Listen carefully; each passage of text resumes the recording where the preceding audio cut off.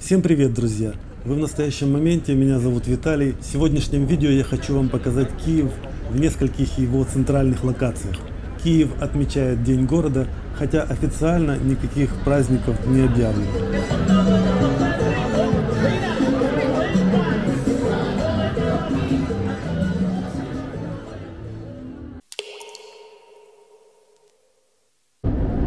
Это метро Арсенальное. Сюда собираются люди для того, чтобы посетить ресторанчики, прогуляться среди красивых локаций и чтобы послушать живую музыку. К тому же отсюда есть выход к Лавре, можно пойти в Марининский парк, можно просто прогуляться по Печерскому району. Вот сразу же я слышу уже, кто-то играет. Самое интересное, что это именно та музыка, которую я люблю. Такие прикольные аутдовые музыканты.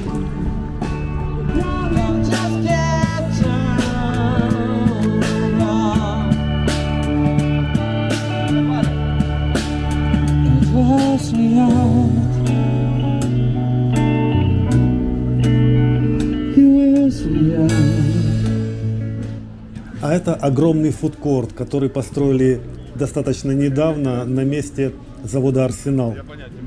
Теперь здесь целый ряд ресторанчиков. Я прочел о том, что около 20 ресторанчиков, а может быть и больше. Здесь расслабленная атмосфера, люди приходят покушать, неспешно проводят время. Есть столики внутри ресторанов, есть столики на улице. Новенькая брусчатка. И вообще, это здание, которого я раньше не видел. Выполнено оно в таком классическом стиле, с колоннами, арками. Достаточно красиво смотрится. Как будто старинное даже, можно подумать, если не знать, что это новое.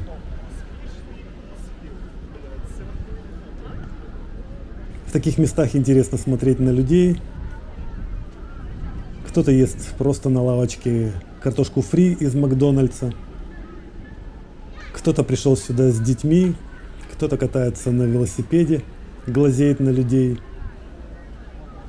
И сейчас такое время, когда полно пуха тополиного. Вот посмотрите, он повсюду.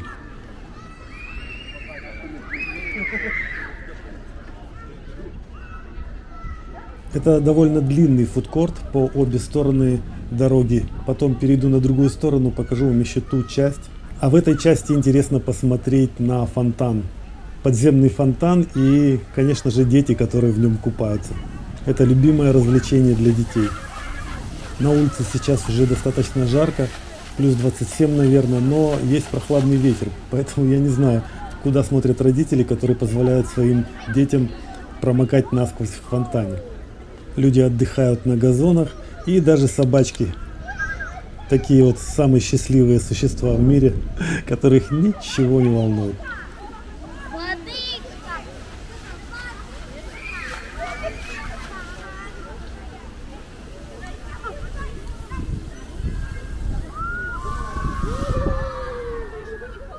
А есть девушки, которые загорают прямо на лавочке. А в принципе, почему бы и нет? Фонтан рядом, можно пойти и окунуться. А вот этот вот доставщик пиццы, или не знаю чего, он вообще похож на космонавта, как будто только что сошел с космического корабля.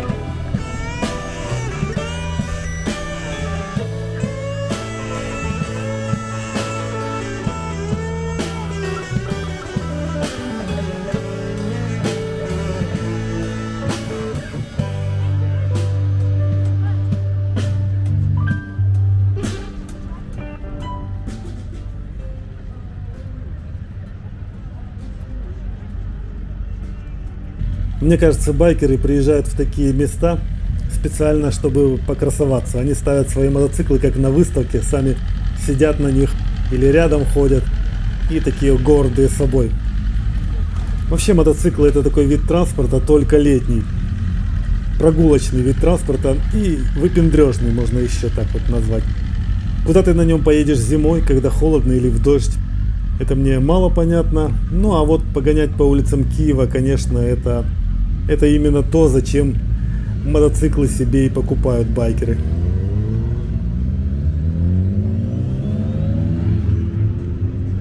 И здесь дальше еще продолжается фудкорт. Вот эти вот ресторанные дворики, в которых еще больше ресторанов, чем на той стороне улицы. Еще больше людей здесь входит. Я думаю, для гастрономических любителей это как раз то самое место, которое стоит посещать.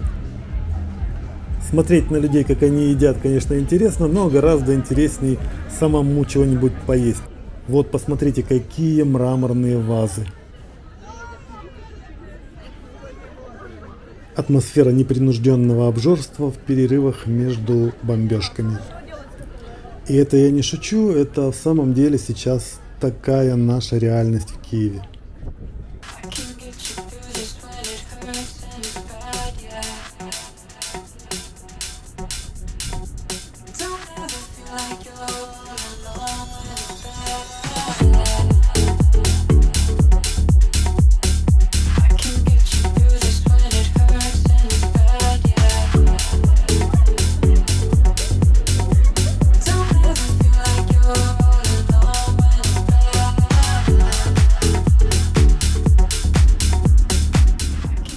И это город Киев, который буквально каждую ночь в последнее время обстреливают и шахедами, и ракетами. Хорошо, что теперь у нас такое ПВО, которое как железный купол в Израиле противостоит всему этому летающему железу, и падают только обломки. Кстати, вот буквально сегодня, 29 мая, когда я редактирую это видео, над Киевом сбили несколько ракет, обломки попадали. ПВО в центре Киева работало очень громко, и люди бежали в укрытие куда-нибудь прятаться. В метро было очень много людей. На утро 30 мая пришли известия, что Киев снова обстреливали ночью. Снова погиб один мирный человек, и 20 человек получили ранения. Возможно, среди пострадавших есть и те, кто попал в кадр этого видео. Но вместе с тем пришло известие, что и Москва сегодня получила зеркальную атаку дронов. 25 беспилотников долетели до Москвы, попали в дома, но не взорвались. Даже над Рублевкой сбивали беспилотники этой ночью. Может, это событие даст понять москвичам, что чувствуют киевляне уже больше года? А главное, я надеюсь, москвичи теперь задумаются о том, что пора прекращать эту войну, прекращать все эти обстрелы Украины, потому что война уже вторгается в их дом. Они думали, Путин развязал какое-то маленькое победоносное СВО где-то там, а вышло, что Путин втянул Россию в огромное дерьмо.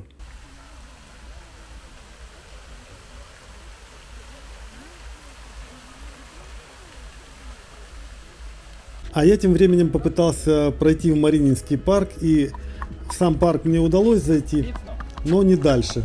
Оказалось, что правительственный квартал вместе с Мариинским дворцом, они оцеплены, закрыты, и проход на улицу Крещатик, на Европейскую площадь невозможен.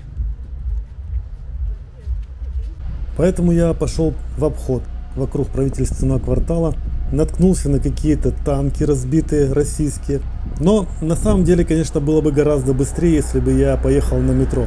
Вернулся бы на Арсенальную и проехал бы одну остановку до Крещатика. Потому что такой круг, как я прошел, это очень большой круг, который к тому же вывел меня не на Крещатик, а на улицу Бассейную, в том месте, где она стыкуется с улицей Лесі Українки. В общем, я дал круг по всему центральному району Киева.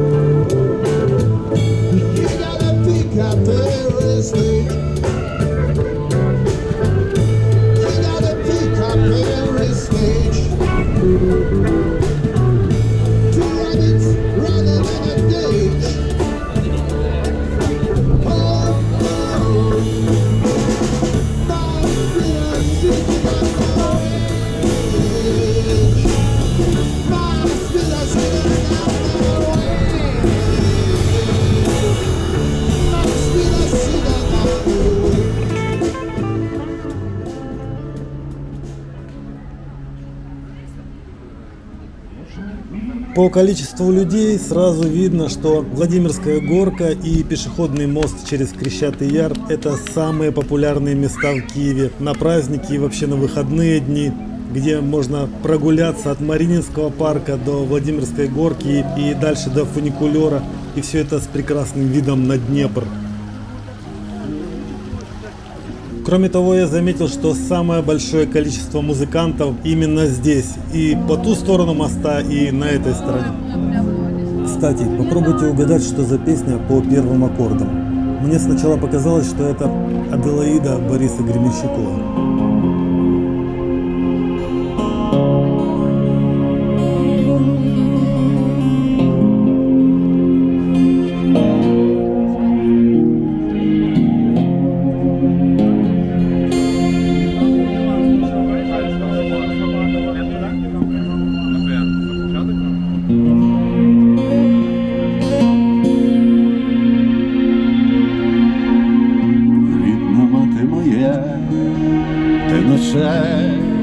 Не доспала і водила мене в поля край села, і в дорогу далеку ти мене на зорі проводжала, і розпосиланий на щастя дала, і в дорогу далеку ти мене на зорі проводжала, і рушник осипаний на щастя дала.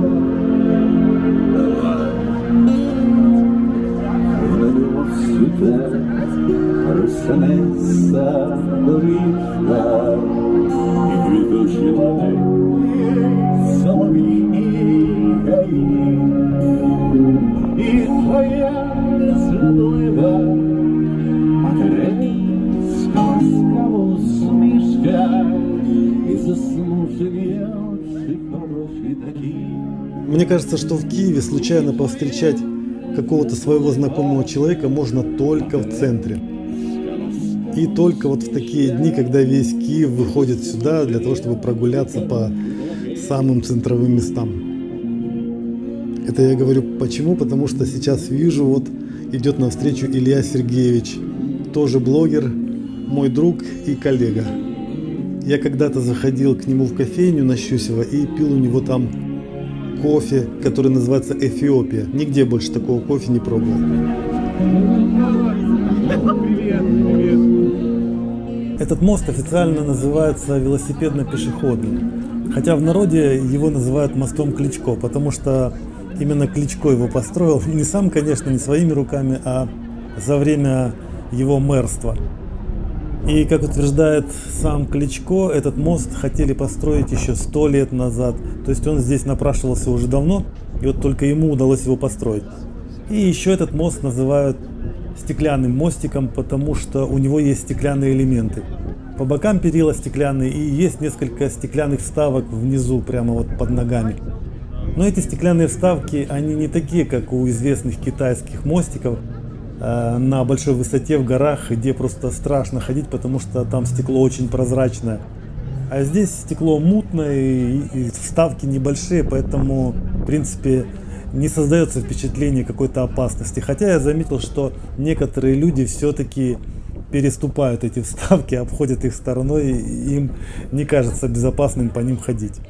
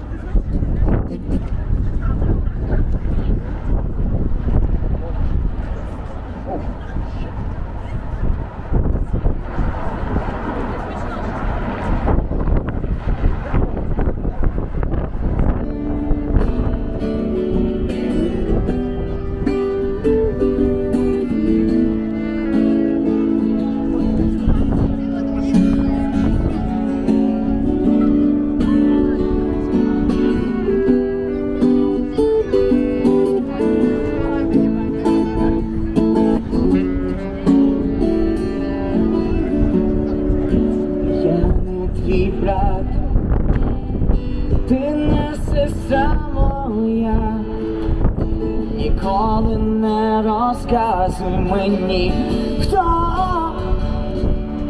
і в чому є винен. на нашій землі, туди, як кораблі, кожен пливе, поки хвиля несе. Мы зараз по стеклу пойдем, в Урбане даже внизу. Я сначала подумал, здесь какой-то концерт, все-таки День Киева сегодня. Но потом выяснилось, что это соревнование по кикбоксингу.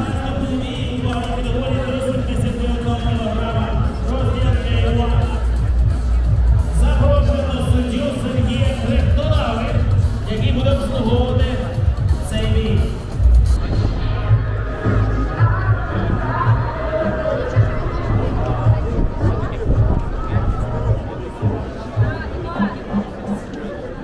П'ять раундів по 3 хвилини.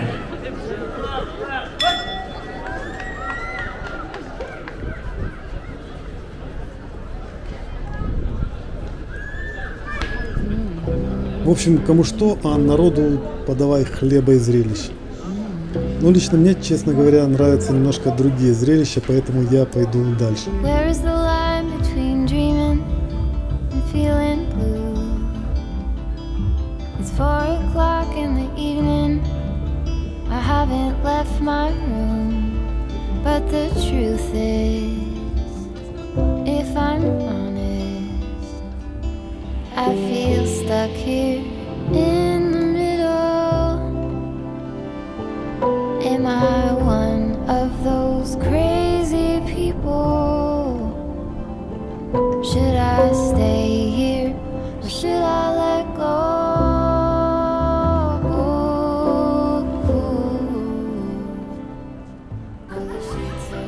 Ну и, конечно, было бы неправильно в такой день не спуститься хотя бы на 5 минут на Подол, потому что это тоже одна из самых любимых локаций киевлян.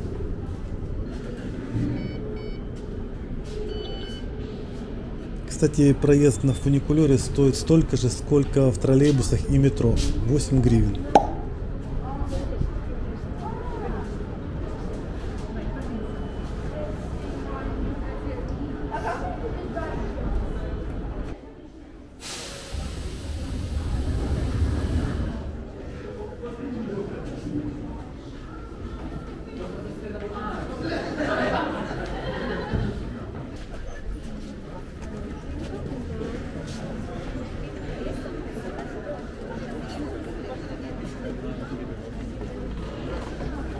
И вы только посмотрите, какая очередь на подъем вверх.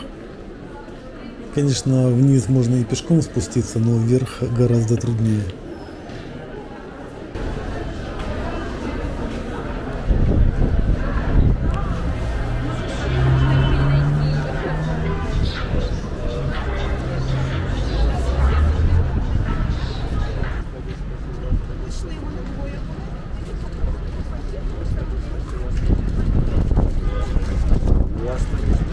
Я искал по карманам хоть какие-то деньги для этого дедушки, но оказалось, что все пораздавал музыкантам еще там, на Арсенальной площади и на мостике Кличко.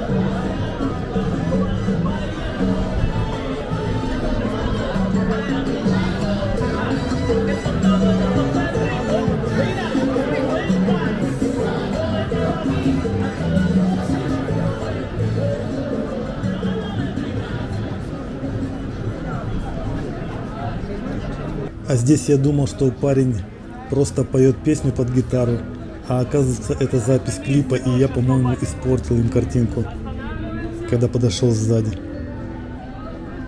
На Подоле жизнь бьет ключом, и с этим ничего не сделать, никакими ракетами, никакими обстрелами.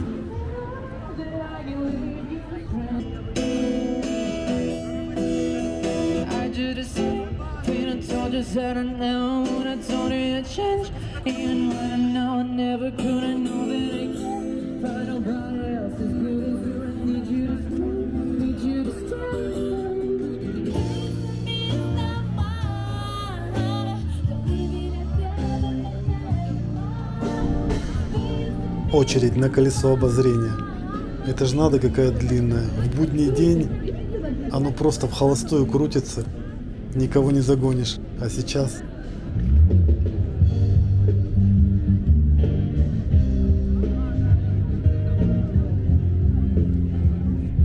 Друзья, в день Киева я отснял гораздо больше материала, чем показал в этом видео. И тот материал, который не вошел, я обычно публикую на своем втором канале.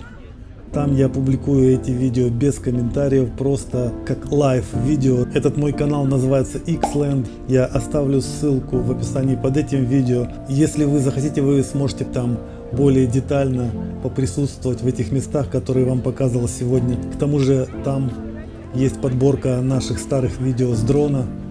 И в будущем мы будем публиковать там всякие релакс-видео и всякие живые видео без комментариев, просто жизнь. Всем мира, всем желаю счастья. До свидания, до следующих видео.